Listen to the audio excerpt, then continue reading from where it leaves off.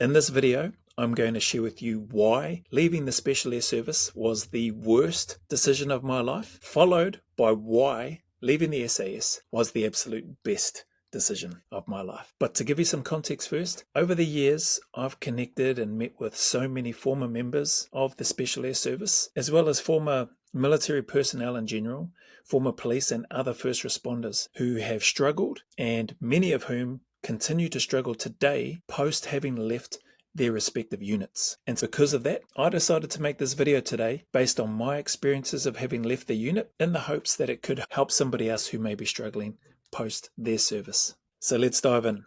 Here's 3 reasons why leaving the SAS was the worst decision of my life. The first was a loss of identity and brotherhood. Now, for me at least, that loss didn't really hit home until a few years later down the track.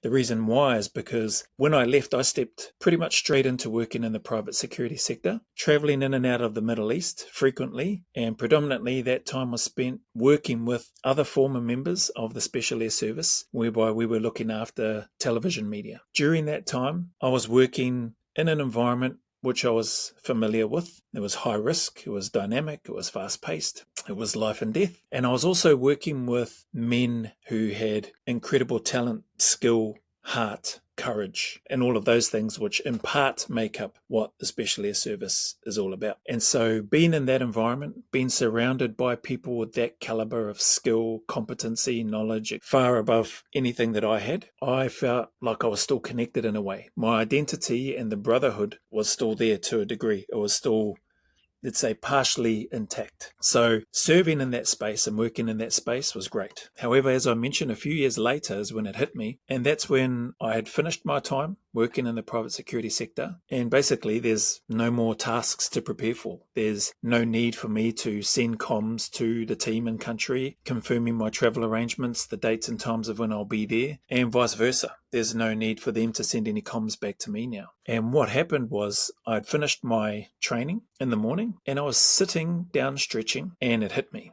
The thought came into my mind and I found myself asking myself, what next? What am I doing after this? Yeah, I've done my morning training session. What's after that? Yeah, I've got an afternoon training session. And it hit me like a ton of bricks. And I started thinking immediately of my connection to the unit that I no longer had because I decided and I chose to leave. For those of you who don't know or may not be aware, the SAS isn't just a job. It's a way of life. The bonds that you make, the discipline that's there, the structure, the commitment of those that are there, and at least for me, the genuine sense and purpose of being useful are almost impossible to replace in the civilian world. And in that moment, I realized that walking away felt like I was leaving my family behind, which for me was a personal mission and version of myself that I had been aspiring and striving to build and achieve for many years. So for me, that was the first reason why leaving the unit was the worst decision of my life. The second reason was due to my own lack and understanding of the civilian world. No matter how skilled or disciplined you are, most civilians won't understand what you've been through, why you speak a certain way, why you have such high standards and expectations, why you get annoyed when people seem to find every reason or excuse as to why they can't do something. The leadership, the mental resilience and the problem-solving skills that you developed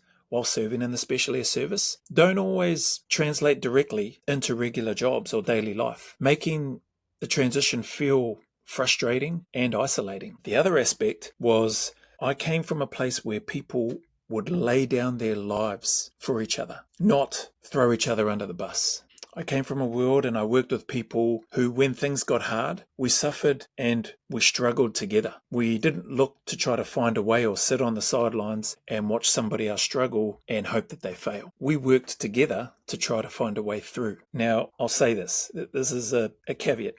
That's not saying all civilian workplaces are like that, and that's not saying every place that I worked at was like that. But for a large part, for me at least, what seemed like for a significant period of time, that's the type of attitude, that's the type of behavior that I was observing and witnessing. And if I called it out, then I was being labeled as being passive aggressive or being aggressive. And you know what? To be honest, I probably was being aggressive because I didn't like what I was seeing. I didn't agree with it. for those reasons that I mentioned earlier, the environment that I came from to what I was seeing, they weren't aligning.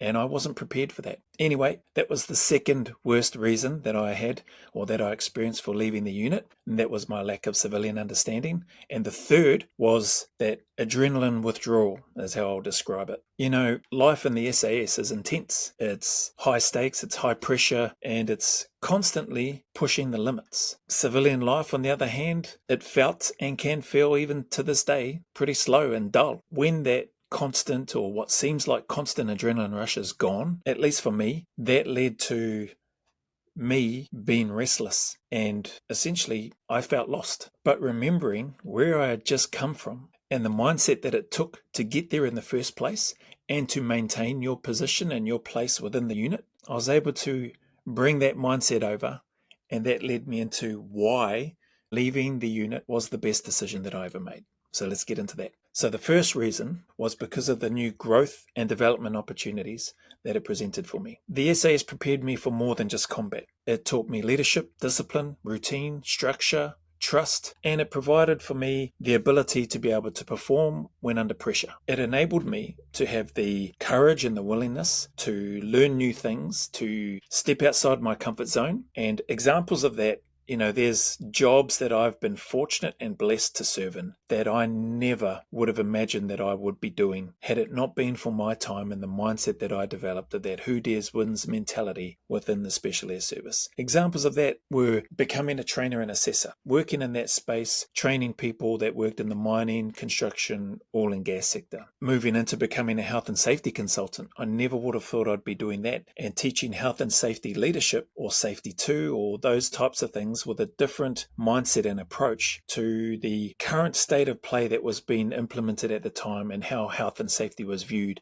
Health and safety was viewed as a handbrake, health and safety being viewed as a police officer going around with a notebook and pen and just writing everybody up and not talking, not engaging with people. I had the opportunity to serve as a general manager for a registered training organization. I had no experience in being a general manager, and somehow was able to communicate to the decision maker and convince them to employ me in the role as the general manager. And I was employed there over that person's son who worked there, who looked after operations in the fleet. So the opportunities that come from the time within the unit are limitless from what I'm experiencing anyway. Going on and serving as a service manager within the intellectual disability space, a large residential facility based up in Auckland. It's actually part of other services that are located and dotted around Aotearoa, New Zealand. But again, I had no experience. I have no qualifications in the intellectual disability space. I don't hold any mental health qualifications or addiction or anything like that. And to be trusted in such a senior position, reporting to the general manager, who was a wonderful lady, very, very good at what she does and what she did, being trusted to step into that role was huge, significant for me. And then going on and having the privilege to serve as a service manager in the reintegration space, helping former prisoners try to make better decisions so that they don't end up back inside. All of these opportunities and growth, combined with the mindset and that attitude of who dares wins, and adopting and applying that, has been such a blessing. So that's one of the 3 reasons why leaving the SAS has been one of the best decisions that I ever made. And the second is the freedom and family priorities that it enabled me to be able to participate in. Service within the Special Air Service demands an extremely high level of commitment, and rightly so. But leaving meant that I could now prioritize other parts of my life that, to be fair, had been neglected for a very long period of time. It meant that I could be there for my wife and my children. It meant that I could be there more regularly to see our children grow up and to be able to support my wife. It enabled me the opportunity to be around so that my wife could pursue her passion and her desires for further education. So she was able to go back, or not go back, she was able to start and go to university and pursue her career and her desires and aspirations to study law. And if I didn't leave the unit, I wouldn't have had that opportunity. I wouldn't have been so aware of it, and I wouldn't have been so grateful for it. I would have not appreciated what I had, and potentially things could have been much worse for my family and I. So that's been a huge blessing, and I'm going to jump into the third one now because I could talk about the second one all day. Third reason is to have the opportunity to have a different kind of impact. So while serving in the SAS, it is about protecting, it's about defending. And leaving has given me the chance to serve in a different way. Whether it's mentoring, leadership and coaching, whether it's helping others reintegrate back into the community, whether it's having the opportunity to create a YouTube channel and just put out their content and information that I'm interested in, that I would like to watch, that right or wrong, I am not worried about following trends on the social media platform. I just want to put content out that I hope will be helpful, and whatever happens, happens. And so having the opportunity to look at things and have a different perspective, I now have the opportunity to write my own tasks or missions, if you want to label it or put it in that perspective. I'm giving the orders for what I need to do. I'm solely accountable as to whether or not I achieve those things or do those tasks or complete them or not. And that's exciting for me. It's a great space to be in. And with that, the opportunity for the impact that I could potentially make can reach far beyond the battlefield. And that's exciting to me. So whether you're struggling with a loss of identity and purpose, know that your previous occupation doesn't define who you are and what your purpose is. You still hold the keys to your future and what you plan on doing in your own hands. And, if you're finding it difficult adjusting to the civilian world, be kinder to yourself. Know that you're not alone and that there are many, many wonderful people, civilians, out in this world that you will resonate and connect with. And, if you're finding civilian life to be lacking in excitement and fulfillment for you, then you know what? It's time for you to start writing your own adrenaline-filled tasks and missions, how you want to play life out on your terms, by your rules, and trying to make an impact in what will resonate with you and what will give you purpose and fulfillment. So that's it, team. Why leaving the SAS was the worst decision of my life and the best decision of my life. Hopefully those three things of each can give you some guidance and some food for thought to help you if you are finding yourself struggling, whatever it is, whether you've come from the SAS background or military in general or police or other first responders. And if you're struggling with those types of things or maybe similar or completely different things, the hope is that you can find a positive way to bring yourself out of that rut or that hole that you might be in and look to create a better future moving forward. So anyway, I hope that makes sense. Thank you very much for sticking around. If you'd like to hit the like and subscribe button, that would be awesome. It would be very helpful. If you don't, though, that's absolutely fine. And we'll see you in the next video.